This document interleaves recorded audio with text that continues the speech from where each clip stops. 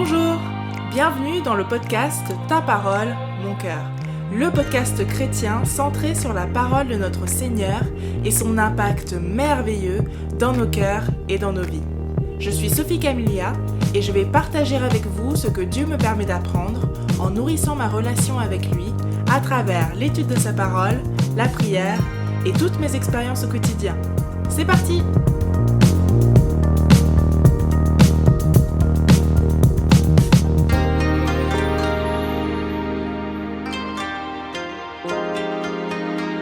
Bonjour à tous, bienvenue dans un tout nouvel épisode de Ta parole, mon cœur.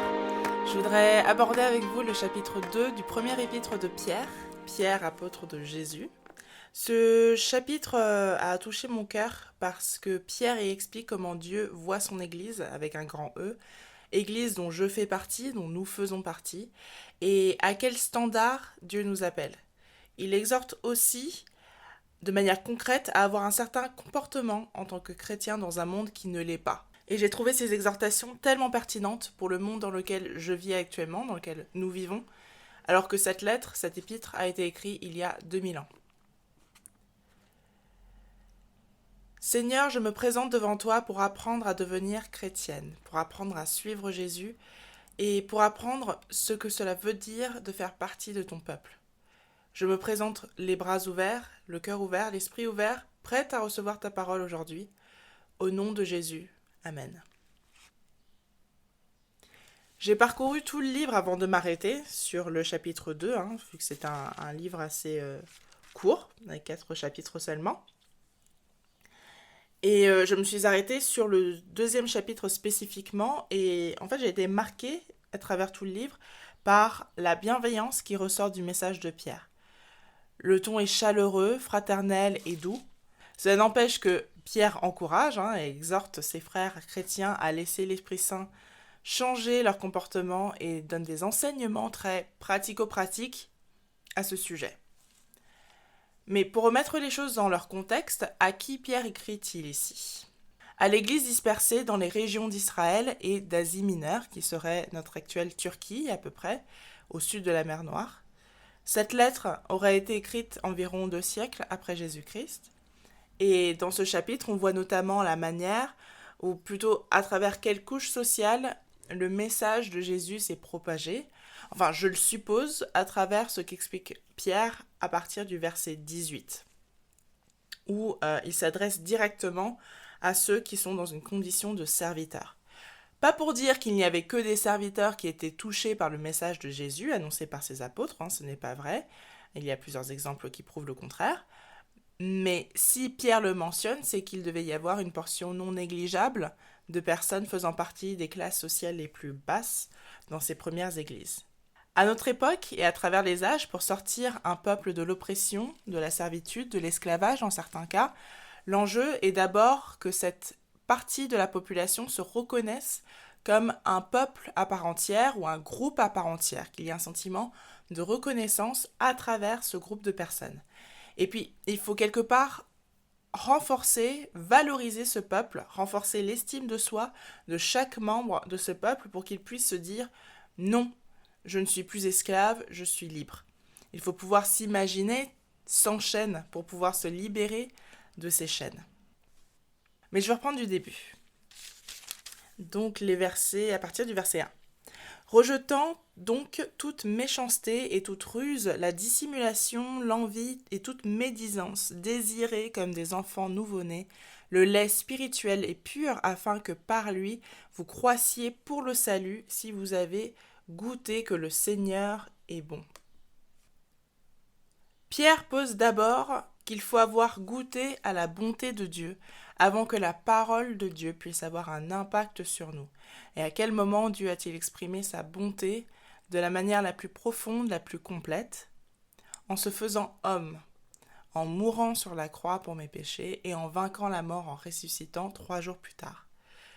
Ce faisant, Dieu a restauré mon âme, ma position, et m'a permis, moi, imparfaite, d'avoir une réconciliation puis une relation parent-enfant avec Dieu. Rien que ça.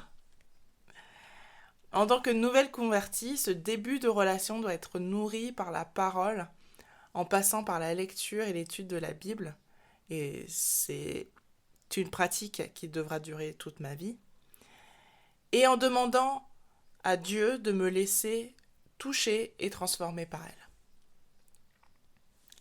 À partir du verset 4, Pierre explique ce à quoi je suis appelée en tant que chrétienne et ce à quoi nous sommes appelés en tant qu'Église, peuple de Dieu.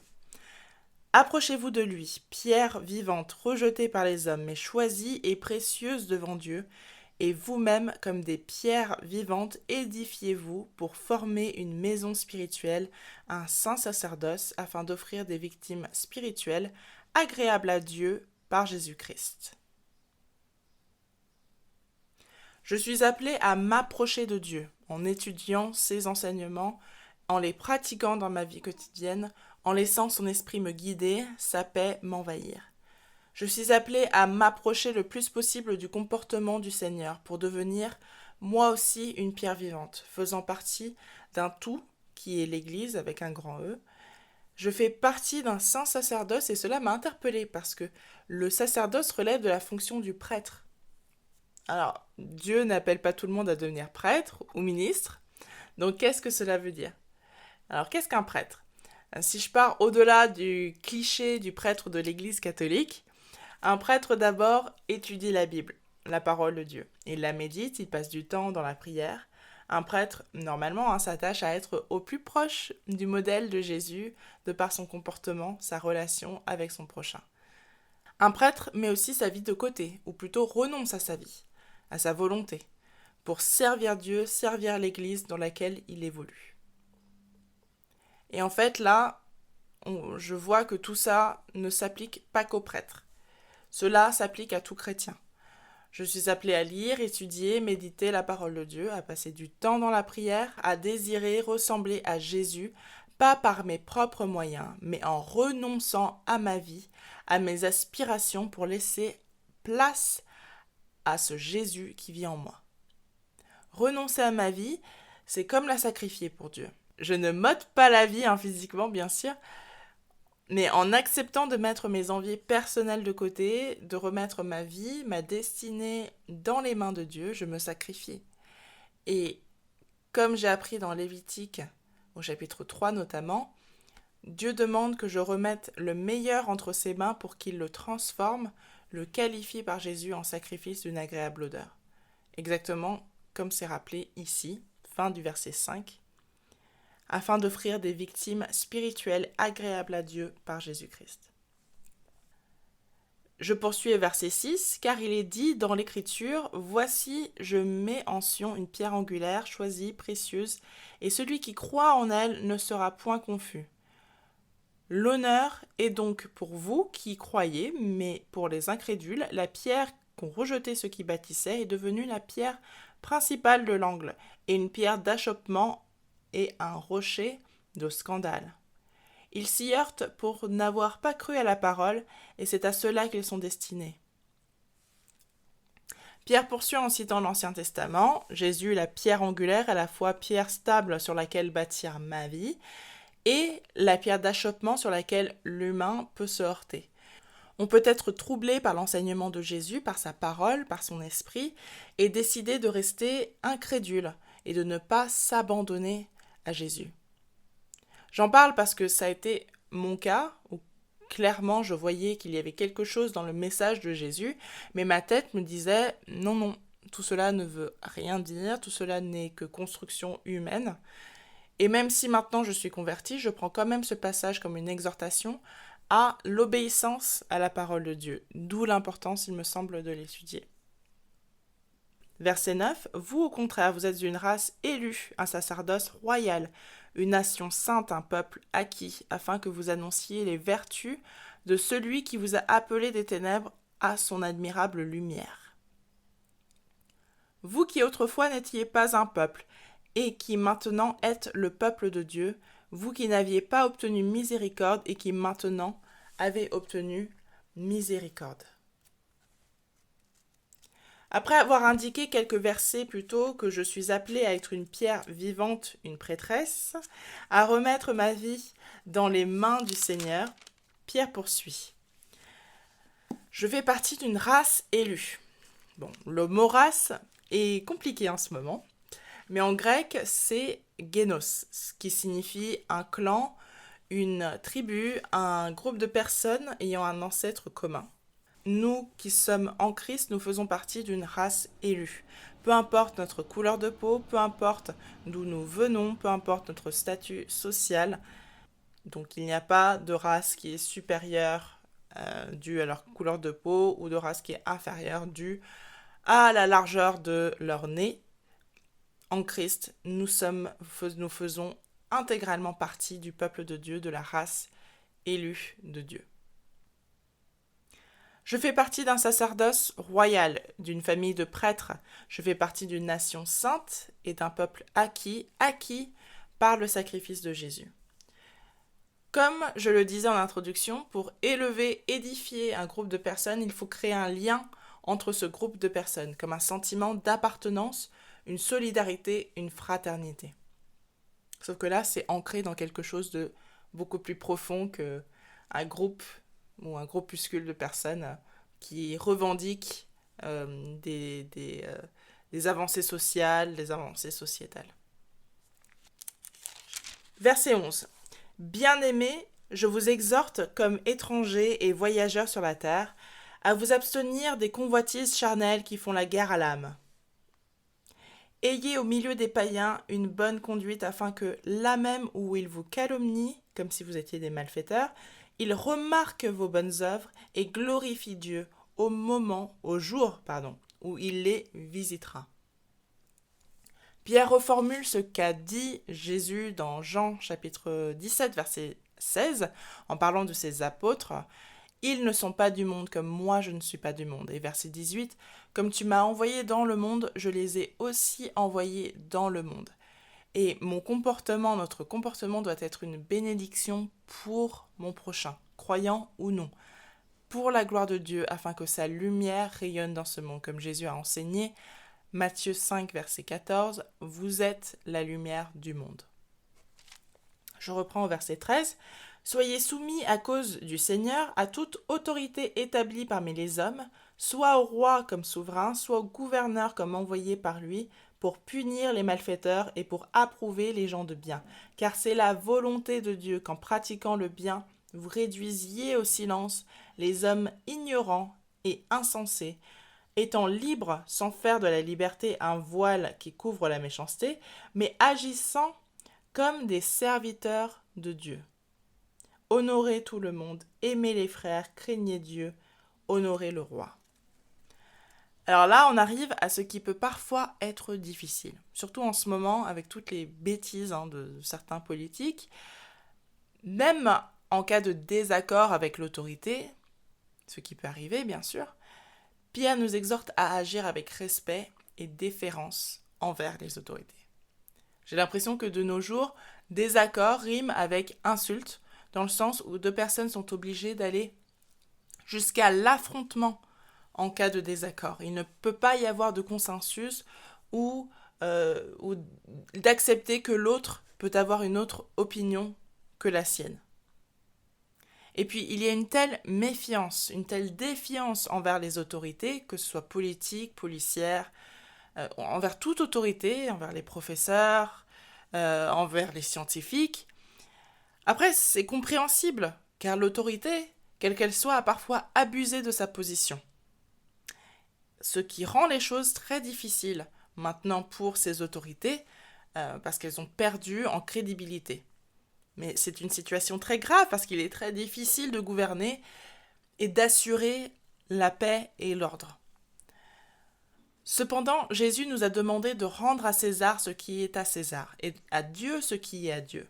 Donc, acte. Moi, chrétienne, je m'occupe des affaires de Dieu et m'évertue par l'action du Saint-Esprit à respecter les commandements de Jésus, aimer mon Seigneur, mon Dieu, de tout mon cœur, de toute mon âme et de toute ma pensée, et aimer mon prochain comme moi-même. Verset 18.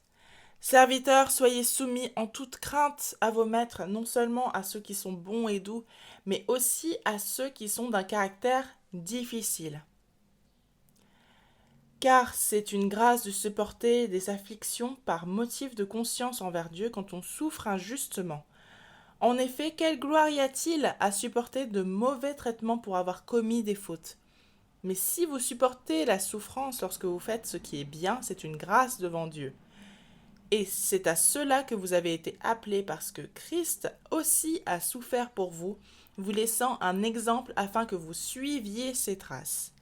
Lui qui n'a point commis de péché, et dans la bouche duquel il ne s'est point trouvé de fraude, lui qui, injurié, ne rendait point d'injures, maltraité, ne faisait point de menaces, mais s'en remettait à celui qui juge justement. Lui qui a porté lui-même nos péchés en son corps sur le bois, afin que, morts au péché, nous vivions pour la justice. Lui par les meurtrissures duquel vous avez été guéris. Car vous étiez comme des brebis errantes, mais maintenant vous êtes retournés vers le berger et le gardien de vos âmes. Pierre conclut ce passage par un mot d'encouragement pour les membres les plus défavorisés de ces églises, en les appelant à se souvenir de ce qu'a traversé Jésus alors qu'il était innocent. Pierre nous demande de placer notre espérance dans le Seigneur. Pierre parlait des membres les plus défavorisés. Et je pense que nous pouvons prendre ce passage littéralement et de manière moins littérale aussi, dans le sens où on peut être défavorisé temporairement en traversant une injustice, un malheur, un combat, une tempête physique ou spirituelle. Pierre nous appelle à confier notre espérance en Dieu, dans le fait qu'il n'est pas indifférent à nos souffrances, à nos combats. Il a donné son Fils pour que nous soyons guéris, alors vivons cette guérison, vivons cette paix, vivons cette réconciliation avec Dieu, peu importe notre situation sociale, physique. Nous étions perdus et nous voici retrouvés, faisant intégralement partie du peuple de Dieu, acquis par Dieu par le sacrifice de Jésus. Pierre, c'est le ministre de la première église chrétienne. Jésus lui a dit à plusieurs reprises « Paie mes brebis, occupe-toi de mes brebis. » Donc édifie, élève, fortifie mon église. Il devait assurément avoir cette instruction de Jésus en tête lorsqu'il a écrit cette lettre, ou en tout cas ce chapitre, parce que je ressens cette volonté d'édifier l'église. Par exemple en utilisant littéralement le vocabulaire de la construction, les pierres, la maison, l'édification, bâtissait. Jésus lui a confié une mission qu'il exécute notamment à travers ses lettres. Et pour pouvoir édifier un groupe de personnes, je le répète, il faut que ce groupe de personnes ait le sentiment d'appartenir à un peuple à part entière. Sauf que là, ce n'est plus un sentiment, c'est une réalité. Dieu avait fait cela avec le peuple d'Israël en réunissant les 12 tribus sous une seule et même bannière, Israël, peuple de Dieu. C'est vrai dans tous les mouvements de contestation et de revendication actuels et passés. Pour renforcer le sentiment d'appartenance, le groupe va se donner un nom, un slogan, parfois une couleur, un drapeau, un code de conduite. Ici, c'est pareil, sauf que c'est ancré dans le fait que Dieu s'est fait homme et est venu mourir pour mes péchés et vaincre la mort. Et grâce à cela, je fais partie d'un peuple, le peuple de Dieu. Et nous, notre code de conduite, c'est la parole de Dieu. Notre exemple à suivre, notre gourou charismatique, si j'ose dire, c'est Jésus. Donc, peu importe ma situation physique ou spirituelle, je garde la tête haute, pleine de dignité et de grâce, car je suis fille de Dieu et je m'occupe des affaires de mon Père. Je suis une pierre vivante dans l'édifice que construit le Seigneur.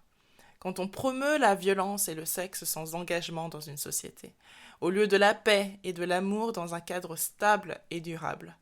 Quand on dénigre la justice, la paix, l'amour fraternel. Quand on vit dans des sociétés qui libèrent des meurtriers ou ne les condamnent pas. Pour moi, le résultat est le même. Et emprisonnent ou condamnent à mort des innocents. Quand certaines églises sont surveillées ou bien persécutées. Et quand certains chrétiens sont tués à cause de leur foi en Jésus, encore aujourd'hui.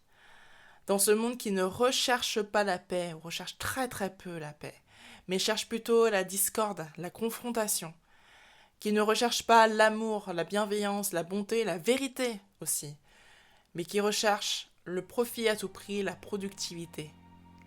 Il faut rendre à César ce qui est à César et rendre à Dieu ce qui est à Dieu. Persévérons dans la prière, dans la recherche du royaume de Dieu, approchons-nous de lui. Prions. Seigneur, je veux m'occuper de tes affaires en lisant, étudiant, méditant ta parole, ton enseignement, en la gardant proche de mon cœur. Et aussi en aimant mon prochain comme moi-même. Que ta bonté et ta fidélité m'accompagnent, Seigneur. Fais de ma vie un témoignage vivant de ton amour, une bénédiction pour mon prochain, une lumière dans ce monde. Au nom de Jésus. Amen. Merci beaucoup d'avoir écouté jusqu'au bout. J'espère que vous aussi vous avez pu être touchés par ce message de Pierre dans son premier épître, dans sa première lettre. N'hésitez pas à retrouver les épisodes précédents sur mon site internet taparolemoncoeur.com. N'hésitez pas aussi à laisser des commentaires, des avis si vous avez une interprétation différente de la mienne. Je serais ravie de pouvoir l'écouter, la découvrir. Et en attendant, je vous souhaite une très bonne journée. Soyez bénis!